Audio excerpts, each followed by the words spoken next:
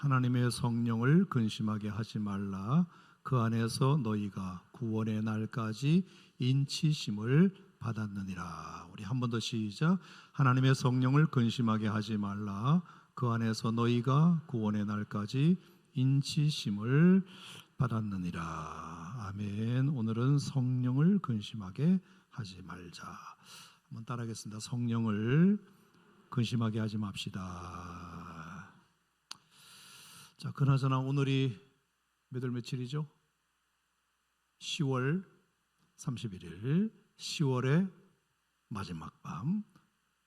떠오르는 노래는 잊혀진 계절. 지금도 기억하고 있어요. 10월의 마지막 밤을. 뜬모를 이야기만 남긴 채 우리는 헤어졌지요.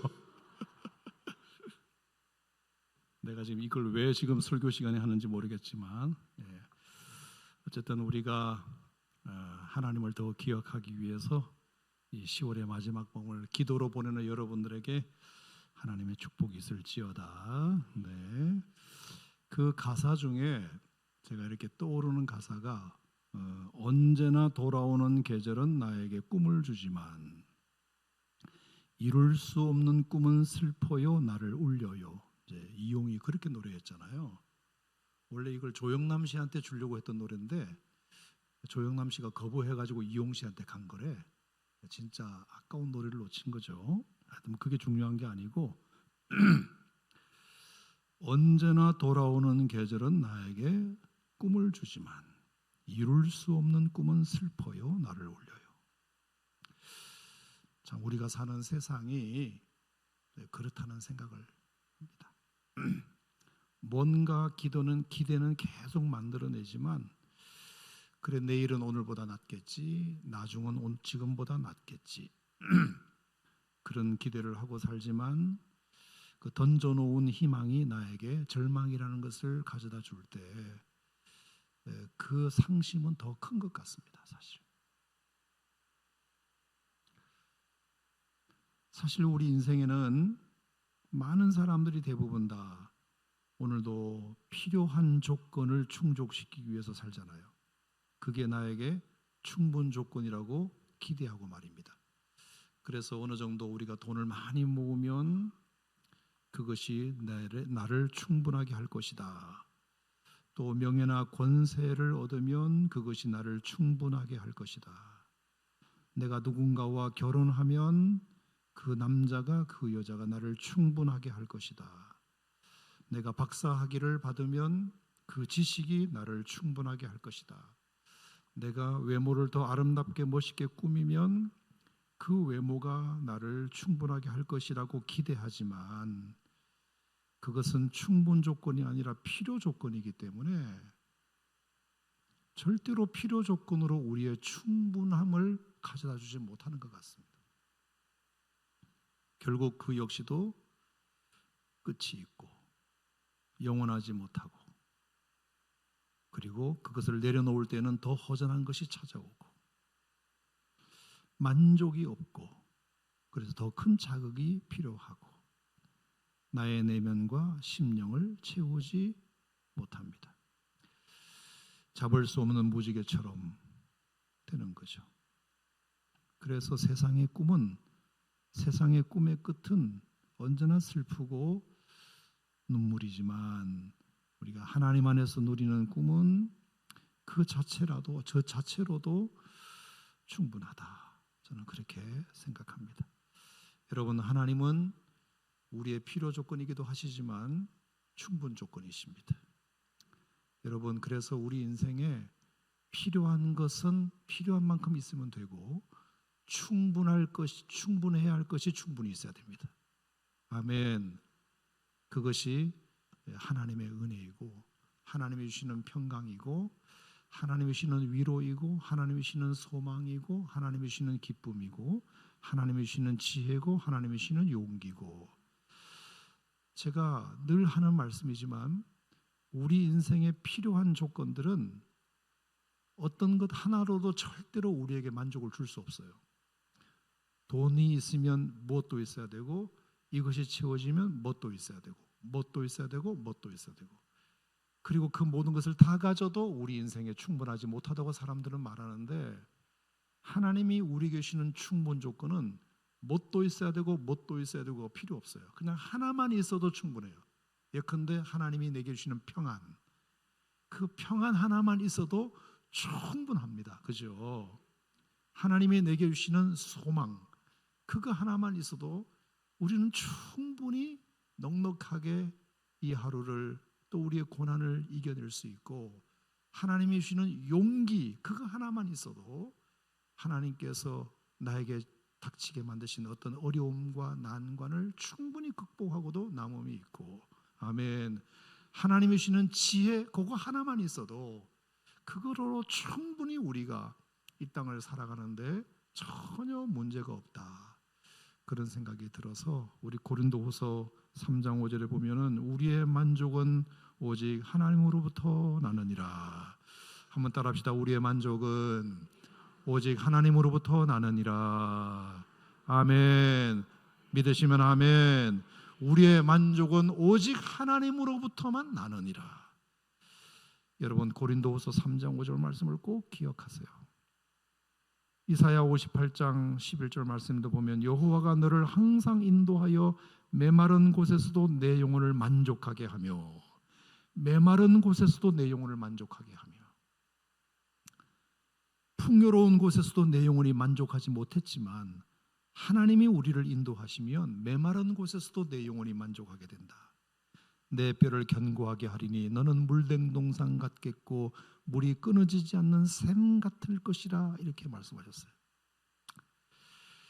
그러니까 여러분, 인생이 허전할수록 사이다 콜라 마셔가지고 될 게 아니고 말씀의 생수, 은혜의 생수를 마실 수 있는, 그럴수록 그런 여러분이 되셨으면 좋겠습니다. 자, 그런 점에서 우리도 하나님을 기쁘시게 해드리는 일은 너무나 중요하다. 성령을 근심시켜 드리지 않는 일은 너무나 중요하다. 그런 생각을 오늘 여러분과 같이 좀 나눠보고자 하는데요. 자, 사실 오늘 이 말씀은 어떤 면에서 굉장히 심플한 그런 메시지입니다. 왜냐하면은 성령을 근심하게 하지 말라, 그 안에서 너희가 구원의 날까지 인치심을 받았기 때문이다. 우리는 성령의 사람으로 인치심을 받았다. 인이 뭐죠? 도장이잖아요. 도장. 그러므로 우리는 너희 그리스도 안에서, 성령 안에서, 그 안에서 인치심을 받았다. 도장을 찍었다. 그러므로 우리는 이제 더 이상 세상에 속한 자가 아니라 성령에 속한 자가 되었다. 성령께서 우리를 자기 소유로 삼으셨다, 그 뜻입니다. 그러므로 성령께서 우리를 자기 소유로 삼으신 이상 우리의 잘못된 행동이나 태도나 말이나 생각이나 이 모든 것은 내 인격이나 육체도 갉아먹을 수가 있지만 성령께도 큰 근심이 되는 것이다. 여러분, 이제 성령의 인치심을 여러분과 제가 받은 존재가 되었기 때문에 여러분의 어떤 잘못된 행동이나 태도나 말이나 습관이나 이 모든 것은 그것으로 내 인격과 육체도 갉아먹지만 성령님께도 큰 근심이 된다는 것을 기억하셔야 됩니다. 이제 우리는 성령님과 운명 공동체, 감정 공동체가 됐습니다. 성령님이 느끼시는 것이 내 느낌이 되고 내가 느끼는 것이 곧 성령님이 느끼시는 것이 됩니다.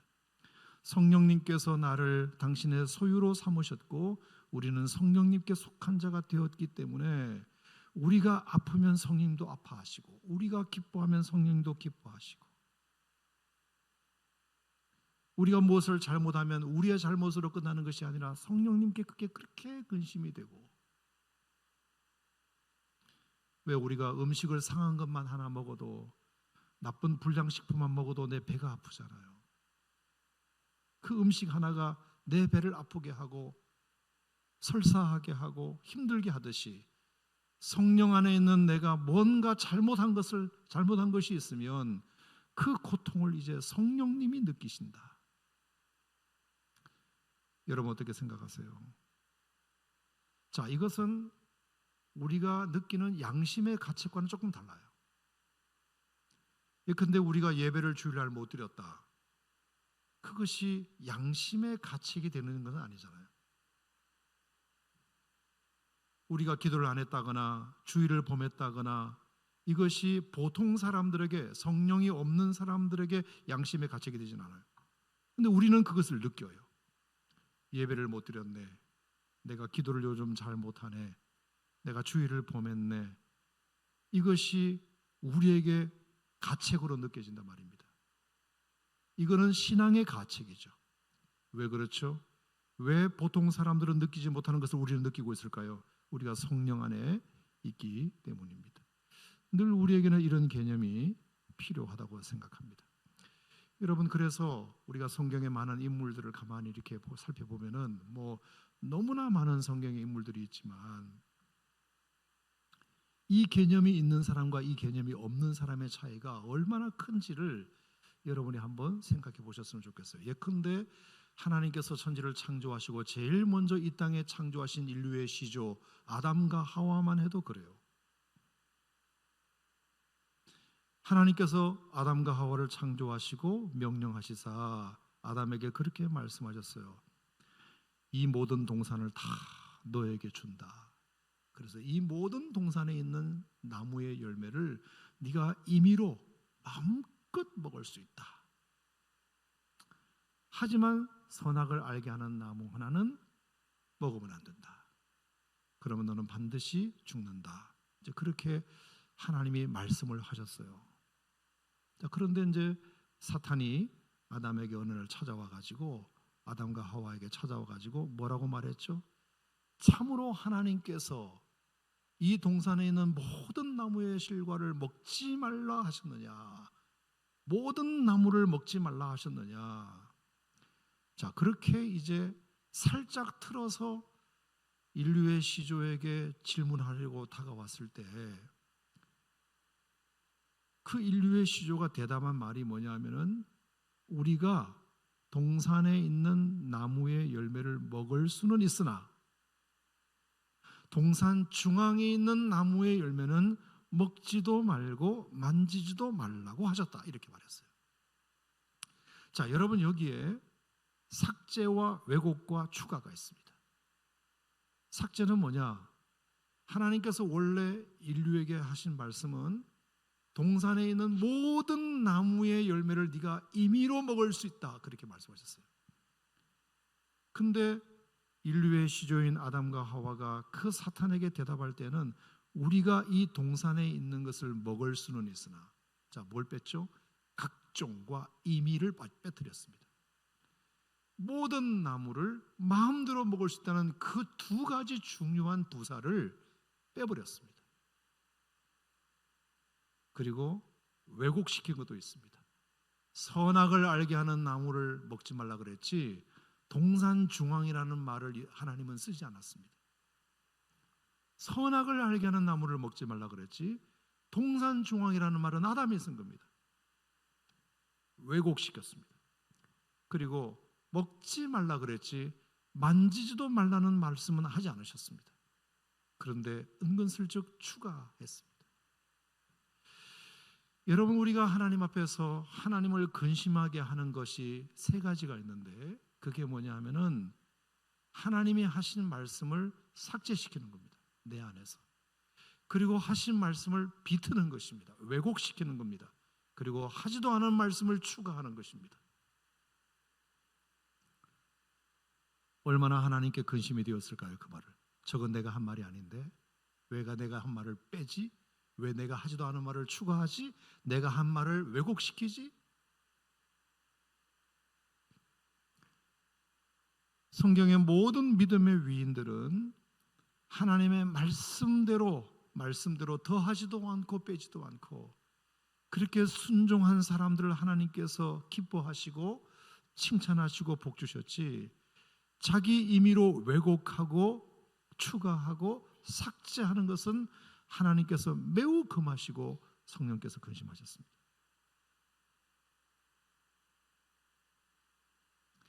사랑하는 성도 여러분, 우리가 성령을 근심하게 한다는 것이 무슨 대단한 잘못을 범하는 것이 아니고 이런 부분에서 하나님의 말씀을 왜곡하고 추가하고 삭제하려는 그것에서 우리가 성령님께서 얼마나 우리를 근심시키는 것인지에 대한 개념을 우리가 가져야 됩니다.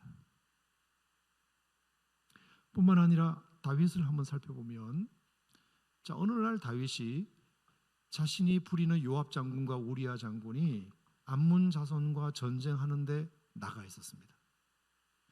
자, 지금까지 다윗이 아무리 내보내는 군사들이 승승장구 승전보를 전해왔다 하더라도 어쨌든 자기가 왕으로서, 한 나라의 왕으로서 두 장군이 병사들을 이끌고 암몬 자손과 전쟁을 하러 나가 있다고 한다면 어디 성전에 들어가서 철야 기도라도 하든지 아니면 계속해서 수시로 보고를 받든지 잠이 오겠습니까? 여러분 사무엘하 11장에 보면은 그 암몬 자손과 자기가 사랑하는 군사들이 나가서 전쟁을 하고 있는데도 저녁에 일어났다 이렇게 되어 있잖아요. 저녁에 일어났다. 여러분 사람은 언제 일어나야 되는 건가요? 아침에 일어나야죠. 저녁에 일어났어요. 벌써 그거부터가 뭔가 문제가 시작된다는 징조가 느껴지는 대목이에요. 저녁에 일어나서 한가롭게 옥상을 거닐었다 이렇게 돼 있어요. 저녁에 일어난 것도 문제인데 옥상을 거닐었다. 빨리 참모들을 불러서 비서실장을 불러서 지난밤 전쟁이 어떻게 됐느냐, 무슨 소식은 없느냐, 이걸 묻는 것이 그게 인지상정이고 왕이 해야 할 일인데 한가롭게 옥상을 거닐다 보니 한 여인이 목욕하는 것이 창문 너머 보였다. 이게 됩니다. 성경에 보면 아름다워 보였다. 그리고 한 발짝 더 나가서 자기 신하를 시켜가지고 사람을 보내서 저 여인이 누군지 좀 알아보고 오라. 여러분 이런 거 하나하나가 성령을 얼마나 근심시키게 하는 일이겠습니까?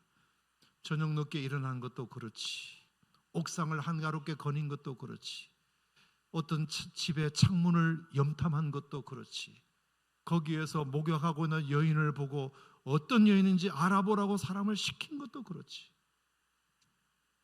그리고 그 신하가 전해주는 말이 우리야 장군의 아내입니다 그랬어요. 이 우리야 장군은 지금 어디 가서 뭐 하고 있다? 나가서 전쟁하고 있다. 양심이 있으면 절대로 하지 말아야 할 일을 그 여자를 데리고 오너라.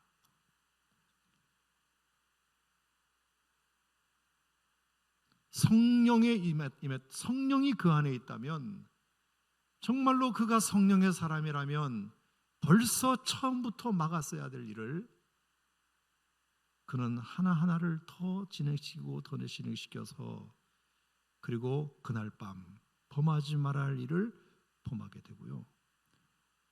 한 2, 3개월 지나서 임신 소식이 들리게 됩니다. 그러니까 적어도 한 여인이 임신을 느끼고 그것이 확인이 되려면 2개월 정도는 지나야 되잖아요. 그 2개월 동안 우리야 장군은 여전히 싸우고 있는 겁니다. 전쟁이 오랫동안 지속되었다는 뜻이에요. 그런데 임신 소식을 듣자 갑자기 우리야 장군을 불러들입니다. 전쟁에서 콜합니다.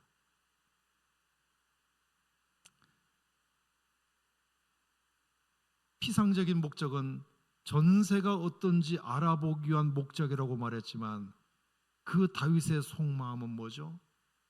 자신이 그 여인을 임신시킨 사실을 감추려고, 어이 전쟁에서 얼마나 수고했냐, 오늘 부인하고 좀 하룻밤 지내고 가거라. 그래서 마치 그 임신 사실을 자기가 한 것이 아니라 남편을 통해서 되었다는 것을 드러내기 위해서. 사람이 한 번 저지른 일을 감추기 위해서 하는 행동은 처음에 저지른 행동보다 더 악한 일을 하게 됩니다. 더 악한 일을. 그랬더니 이 우리야 장군이 얼마나 생각이 바른 장군인지, 왕의 호의는 감사합니다만 전쟁에서 지금도 싸우고 있는 병사들을 생각해서 제가 그럴 수 없습니다. 그래서 그 자기가 데리고 온 부하들과 오늘 밤을 보내게 됩니다. 그랬더니 다윗의 계획이 틀어졌잖아요. 그래서 그 다음날 우리야 장군을 보내면서 편지를 쓰기를, 거기 있는 요압 장군에게 편지를 쓰기를, 이 우리야 장군을 최전방에 내보내라. 여러분, 이거는 뭐죠? 결국은 그것을 감추기 위해서 우리야 장군을 강제로 전사시키기 위한 작전.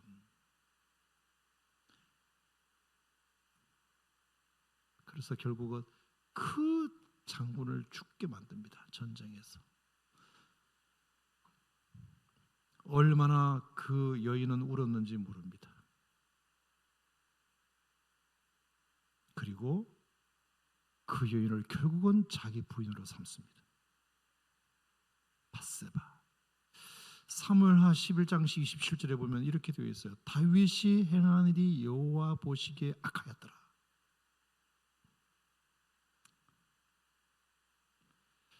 여러분, 우리가 성령의 사람이면 할 수 없는 일이 있습니다.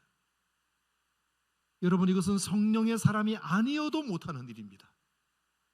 그런데 성령의 사람이라고 하면서 우리가 그렇게 하는 것은 얼마나 하나님께서 슬퍼하시고 그리고 분해하시고 하나님이 애통하실 일일까.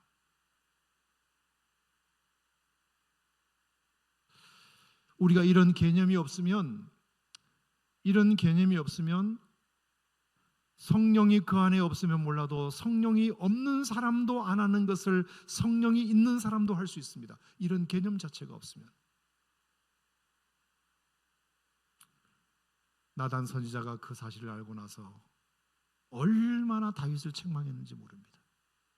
그게 시편에 있는, 그래서 시편 51편에 나단이 호되게 책망하자 다윗이 했던 고백 중에 하나가 뭐냐?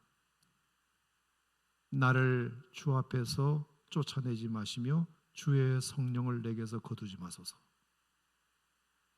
주의 성령을 내게서 거두지 마소서. 저는 이걸 보면서 성령이 무서운 것을 그렇게 알면서도, 성령이 그렇게 무서운 걸 알면서도 다윗이 정말 보통 사람도 할 수 없는 짓을, 상식 밖의 일을 하나님의 사람이라는 사람이 이렇게까지 했구나.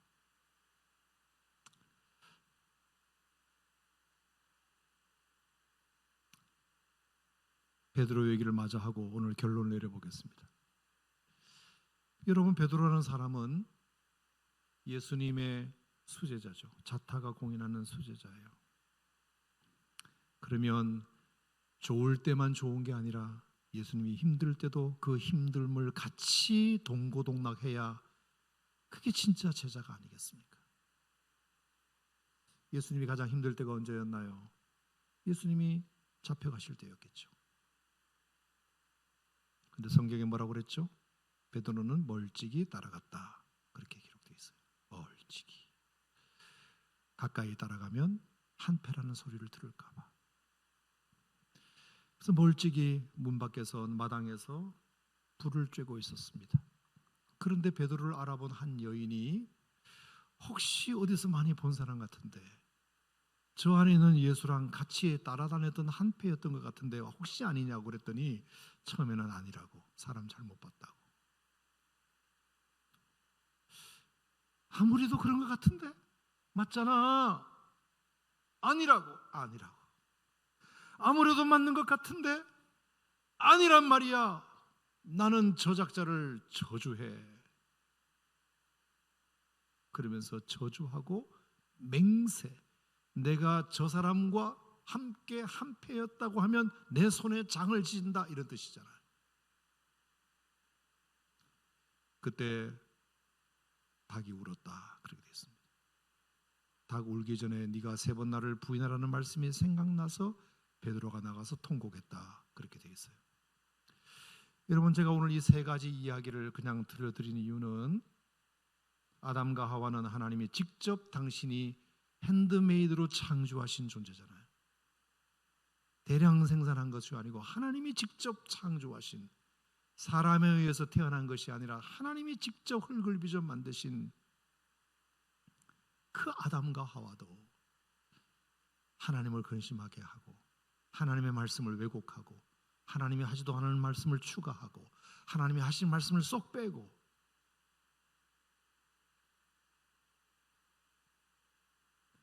여러분, 다윗은 얼마나 많은 간증의 주인공입니까? 골리앗과의 싸움만 하더라도 위대한 간증을 만든 주인공이잖아요.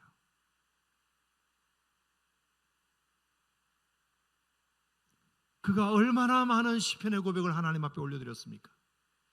한때는 그가 여호와는 나의 목자시니 내가 부족함이 없으리로다, 하나님 한 분만으로 충분합니다라고 고백했던 장본인이잖아요. 그런데 어느 순간 자기 군사들이 암몬과 전쟁을 수개월씩 나가서 함에도 불구하고 저녁 늦게 일어나 어슬렁어슬렁 옥상을 거니며 하지 말아야 할 것을 하고 보지 말아야 할 것을 보고 이렇게 무너지는 모습. 베드로는 예수님께서 가장 신뢰했던 수제자, 직분자, 최측근, 그런데도 예수님을 이렇게 모른다고 하고 자기 살려고 저주하고 맹세하고.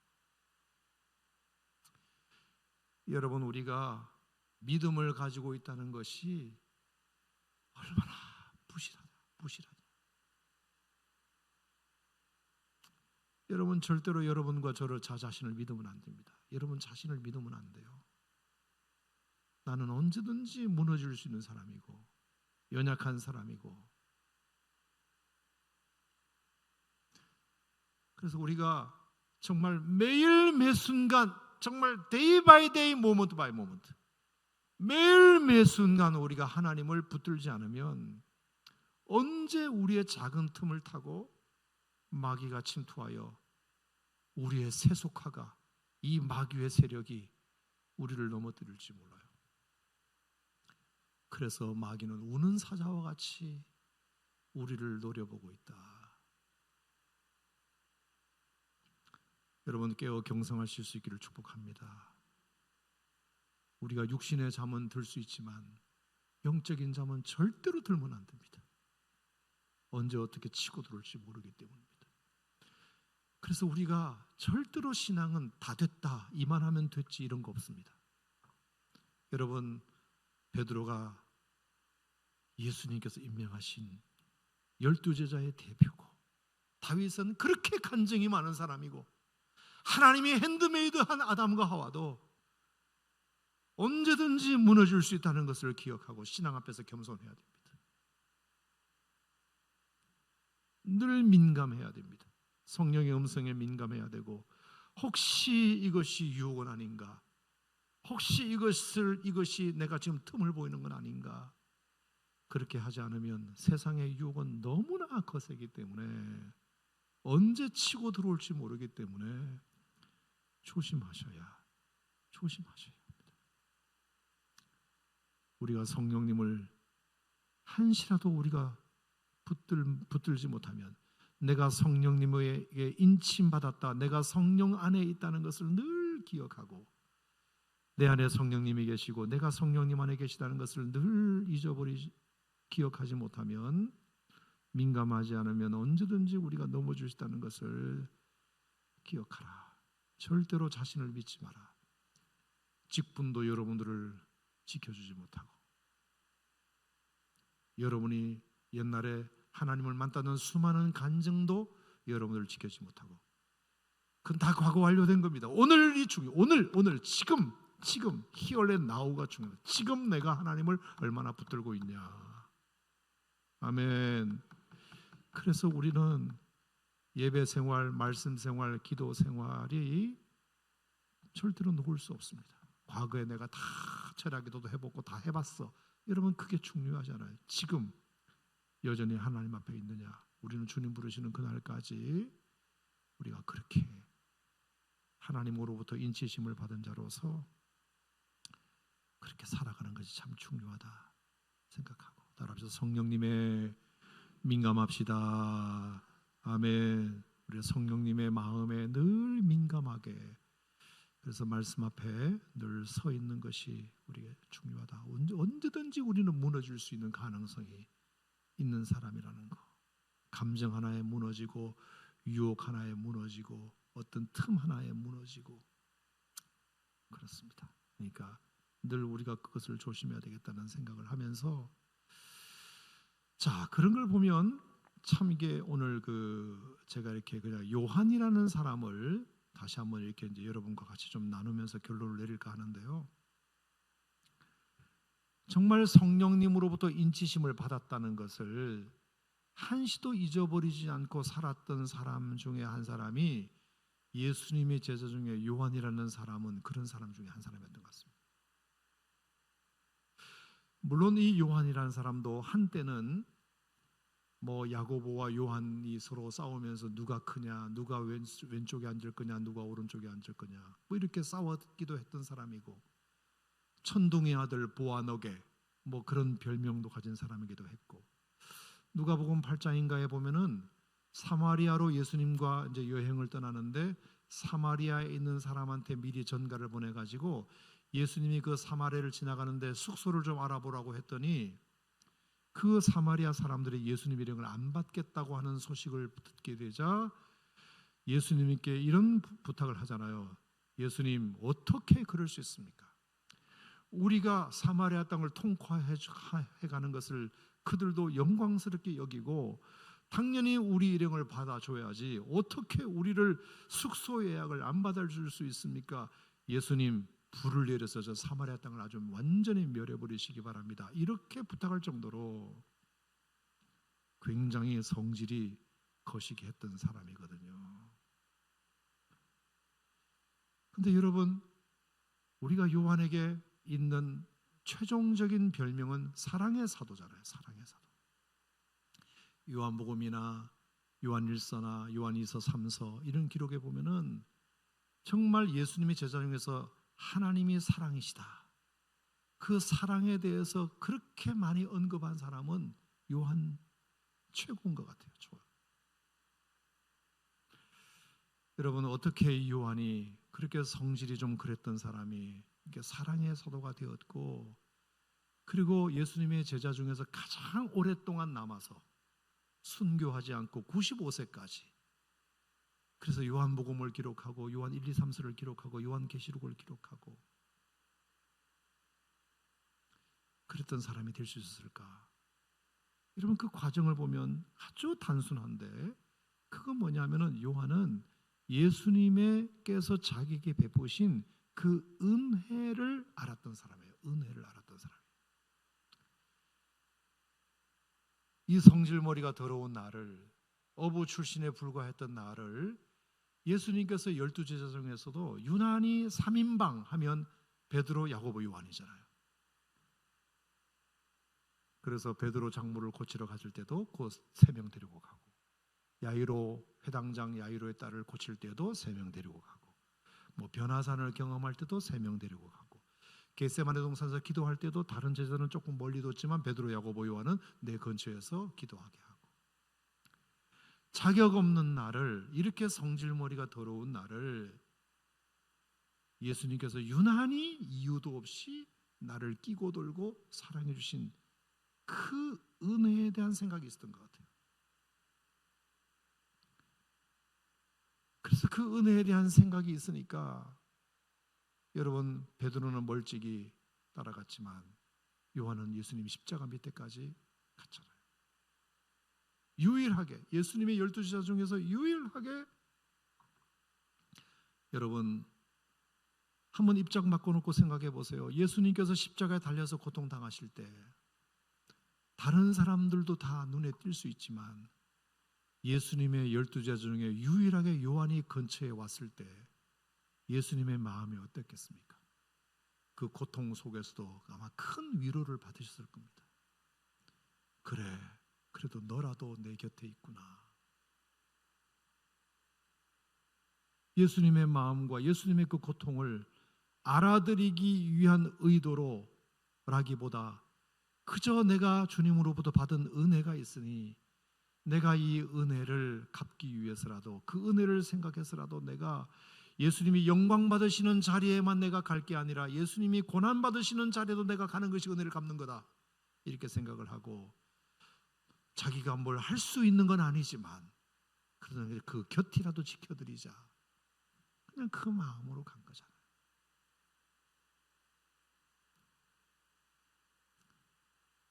예수님께서 고마우셨던지 저는 요한에게 큰 선물 하나를 주셨다고 생각해요. 겉으로는 사명이지만 요한에게는 선물이에요. 그게 뭐죠? 예수님의 어머니 마리아를 요한에게 부탁하는 거죠. 너의 어머니다. 예수님의 친동생이 6명이 있었음에도 불구하고 예수님의 친동생에게 맡긴 것이 아니라, 요한아, 내 어머니 잘 부탁한다. 그 사명을 요한이 맡아요. 그리고 나는 이제 예수님으로부터 받은 은혜를 내가 이렇게라도 갚을 수 있다는 마음을 확실하게 가져요. 그 작은 사명을 자기 평생의 사명으로 붙들어요. 그래서 나중에 예루살렘이 점점 위험해져 가지고 자기가 예수님의 어머니를 지근거리에서 안전하게 보살필 수 없다는 것을 판단하고 그 어머니를 데리고 먼 여정을 떠나죠. 그게 어디죠? 에베소죠. 에베소. 자, 에베소라고 말씀드리는 이유는 에베소에 마리아의 생가가 발견되었기 때문이에요. 마리아의 무덤과. 그러니까 요한이 예수님의 어머님을 모시고 그 먼 여정을 안전한 곳으로 어머니 예수님을 대신 자기가 지켜드리기 위해서 에베소로 갔어요. 여러분, 제가 성경을 이렇게 쭉 한번 조사를 해보니까 여러분이 에베소에 나중에 누가 오느냐 하면은 사도 바울이 2차 전도여행 때도 오고요, 3차 전도여행 때도 와요. 그리고 3차 전도여행 때는 3년이나 머물면서 목회를 합니다. 목회. 자, 그러면 여러분, 충분히 우리가 가능성 있는 예측을 해볼 수 있는 것이 뭐냐 하면은 사도 바울이 3년 동안 에베소에서 목회할 때 요한이, 그리고 예수님의 어머니가 에베소에 살고 있다는 것을 필시 알았을 거예요. 예수님의 제자, 직속 제자인 요한이 에베소에 머물고 있다는 사실을 왜 모르겠어요? 그러면 사도 바울이 목회할 때 요한 선생, 나는 예수님의 직속 제자가 아니고 속사도고 당신이 예수님의 직접 제자예요. 유일하게 남은 제자니까 우리 교회 와서 한번 주일날 설교 좀 해주시오. 특별 부흥회 한번 해주시오. 충분히 그럴 수 있는 가능성과 개연성이 있어요. 성경은 없지만 제가 생각해 볼 때. 근데 요한이 거절했다고 봐요, 저는. 왜죠? 자기가 그렇게 무대에 사람들 앞에 나서면, 내가 그것을 할 수 없어서가 아니라 무대 앞에 나서면 내 신분이나 내 위치가 탄로나서 예수님의 어머니가 위험해질 수 있다는 생각 때문이에요. 나는 예수님으로부터 받은 유일한 사명이 만민에게 복음을 전파하는 사명을 받은 게 아니라 내 어머니 끝까지 잘 모셔줘, 이 부탁 하나 받았기 때문에. 그것은 자기 평생에 예수님을 위해서 하는 사역이라고 믿었어요. 내가 다른 사람들에게 전도를 많이 해서 더 많은 교회를 개척하고 수많은 사람을 예수 믿게 하는 것은 다른 사람들이 할 일이고, 내가 예수님의 남은 유일하게 제자로서 예수님을 위해서 해야 할 일은 예수님의 그 마지막 부탁을 내가 생명처럼 지키는 것이 그게 자기가 해야 될 사명이라고 생각했기 때문일 거예요. 심지어 사도 바울이 디모데에게 에베소 교회를 이양했습니다. 디모데가 바울이 개척한 에베소 교회 2대 담임 목사가 디모데예요. 여러분, 이 디모데는 나이도 어리고 신앙의 연륜도 어려요. 얼마나 디모데가 하는 그 목회가 탐탁치 않았겠습니까? 그런데도 요한이 나서서 일체 무슨 조언을 했다거나 컨설팅을 해줬다거나 상담을 해줬다거나 그러지 않았습니다. 철저하게 자기는 예수님의 제자로서 많은 사람들에게 복음을 전하고 많은 사람을 제자로 삼고 싶겠지만 그 유혹을 뿌리치고 내게 오늘 주어진 유일한 사명, 가장 중요한 사명은 예수님이 십자가상에서 나에게 부탁하신 그거, 내 어머니 잘 모셔줘, 그거라고 생각했기 때문입니다. 그래서 정확한 기록은 없지만 AD 80년에서 90년 사이에 결국에 예수님의 어머니 마리아는 명을 다하시고 돌아가시게 됩니다. 끝까지 요한이 예수님의 어머니를 지극정성으로 보살피고, 그래서 예수님의 어머니 장례를 잘 치러드리고 난 다음에, 그리고 나서 이제 본격적으로 복음을 전하는 일에 앞장서게 되죠. 자, 그때 로마의 황제가 도미티아누스 황제였잖아요. 악랄하기 그지없는 도미티아누스 황제. 요한이 복음을 전하러 나서자 당장에 요한을 끓는 가마에다 집어넣었다 그러잖아요. 근데 하나님께서 이 끓는 가마가 뒤집어지게 해가지고 요한이 살아났어요. 이케시 만지고. 그래서 요한을 결국에 유배를 보내게 된 것이 반모섬.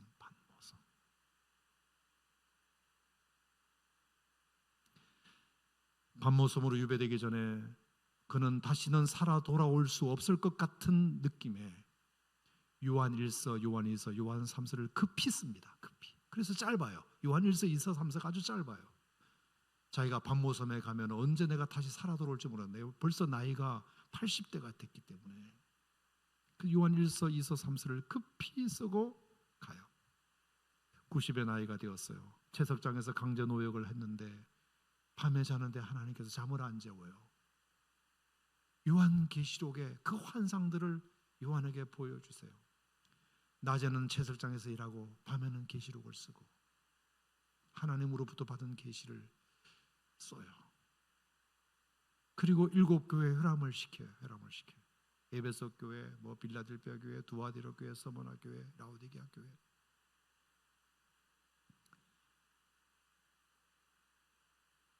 반모섬에서 있었던 기간이 18개월 정도 돼요. 도미티아누스가 죽었다는 소식이 들렸어요. 그래서 유배령이 해제가 되었어요.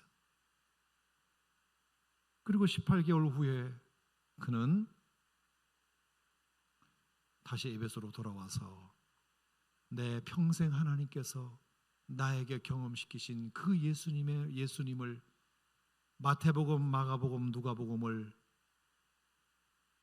그 기록을 종합해서 예수님이 하나님 되심을 선포하는 그 요한복음을 마지막으로 그가 마지막 역작으로 쓰기 시작합니다. 요한복음. 그리고 나서 오네시모에게 에베소 교회 목회를 이양하고 AD 100년경에 95세로 하늘나라에 갑니다. 여러분, 요한은 많은 것을 하지 않았습니다. 그저 그가 한 일이라고는 예수님의 어머니를 지극정성으로 끝까지 보살피고, 그리고 나서 반모섬에 가서 18개월 동안 채석장에 있으라면서 주님이 주신 그 환상을 받아줬고, 그리고 내가 이것을 죽기 전에 남겨야 되겠다고 하고 하나님께서 제게 주신 감동을 따라서 몇 마디 쓴 그것이 요한이 하는 일이었어요. 근데 그것이 얼마나 하나님에게 기쁨이 되었는지 몰라요. 얼마나 기쁨이 되었는지 몰라요. 95세까지 향수하는 축복을 누렸고, 신약 성경의 요한복음과 요한계시록과 요한 1, 2, 3서 5권의 책을 예수님의 제자 중에서 가장 많이 성경을 기록하는 장본인이 되었고,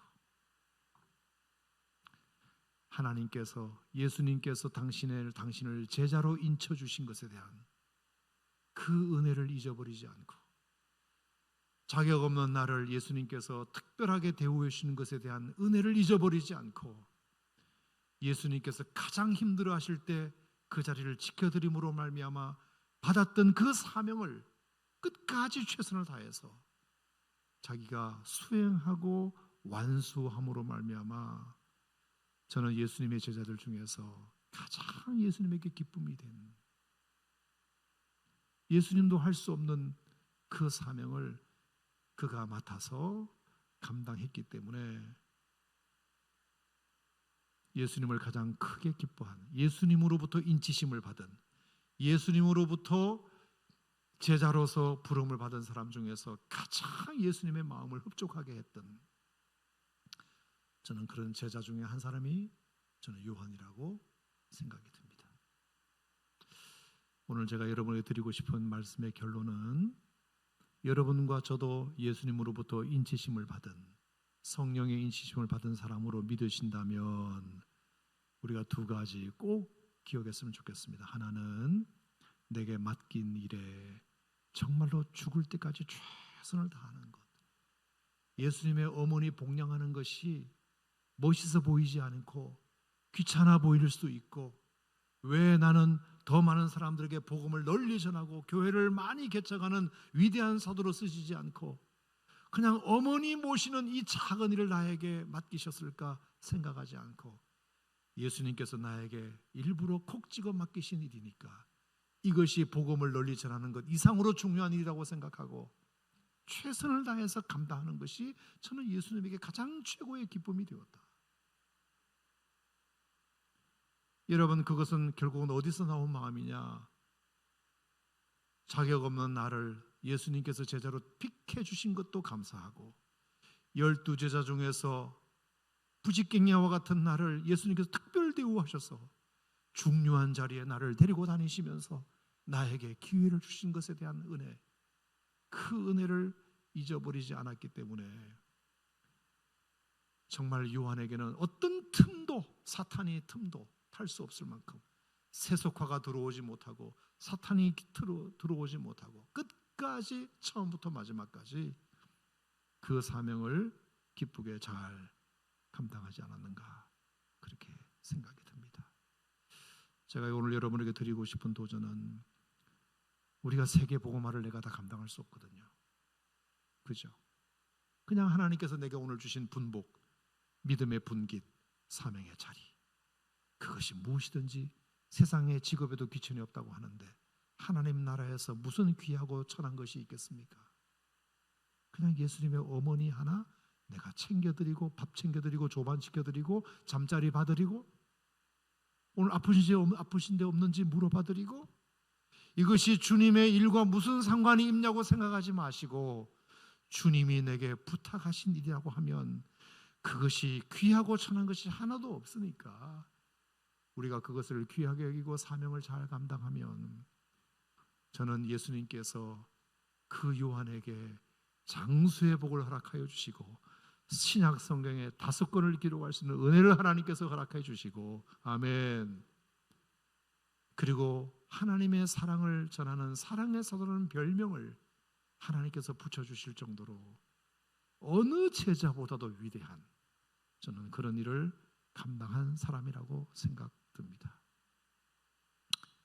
우리에게 직분이 중요한 게 아니고요, 우리가 많은 신앙적인 경험을 하는 간증이 중요한 것이 아니라 주님에게 부탁하신 그 일을 성실하게 오늘도 최선을 다해서 감당하는 것이 성령님을 기쁘시게 해드리는 일이라고 생각하고, 주님께서 내게 주신 그 은혜를 아는 자로서 살아가는 것, 여러분, 그러면 절대로 우리가 성령을 근심케 되는 일이 없을 것이라고 저는 믿기에, 오늘 두 가지, 주님이 내게 주신 어떤 일이라도, 작은 일이라도 크다 작다 판단하지 말고 최선을 다해서 그것을 죽을 때까지 감당하고, 그리고 그 감당하는 내 마음의 자세는 하나님으로부터 내가 받은 은혜를 갚는다는 마음으로 우리가 그렇게 은혜 입은 자라는 생각을 가지고 하면 하나님께서 여러분들에게 기대하지 않는 은혜를 더불어 주시리라, 저는 그렇게 믿는데 동의하시면 아멘 하시길 바랍니다.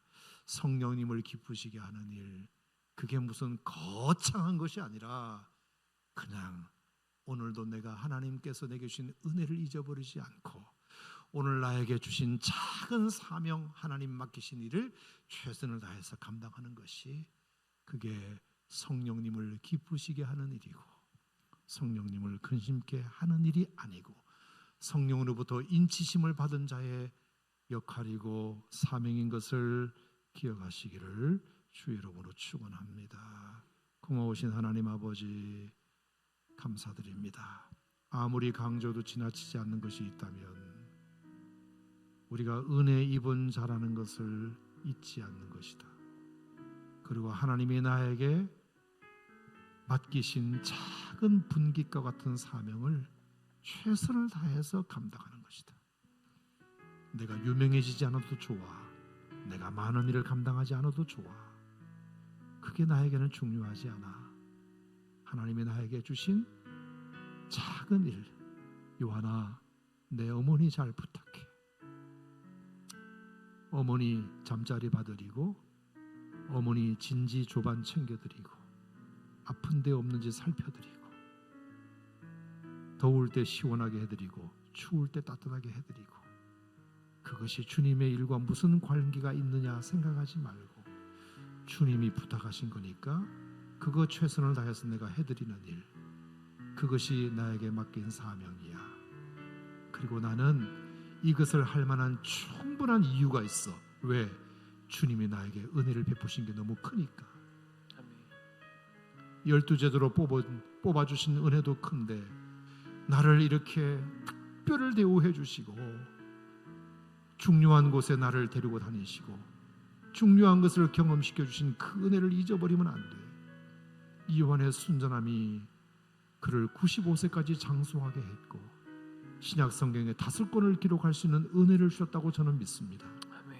주여 우리에게도 이런 은혜가 있게 하여 주시고 아멘. 이런 겸손함이 있게 하여 주시고 아멘. 이런 올곧음이 있게 하여 주시고 아멘. 이런 사명 감당이 우리에게 있게 하여 주시옵소서. 아멘. 아버지, 우리가 너무 욕심 부리지 말고 그냥 하나님께서 내게 주신 이 사명을 잘 감당하는 것이 내 안에 계신 성령님을 기쁘시게 해드리는 일이고 성령님의 인치심에 순응하는 일임을 잊어버리지 않는 저희들 되게 하여 주시옵소서. 아멘. 오늘 말씀이 은혜가 되었다면 아멘 하시기 바랍니다. 아멘. 오늘 이 말씀대로 살기를 원하시면 아멘 하시기 바랍니다. 아멘. 주여 나에게 이런 은혜를 주시고 아멘. 이런 결단을 주시는 시간이 되게 하여 주옵소서. 아멘. 예수님 이름으로 축복하고 기도하옵나이다. 아멘. 아멘.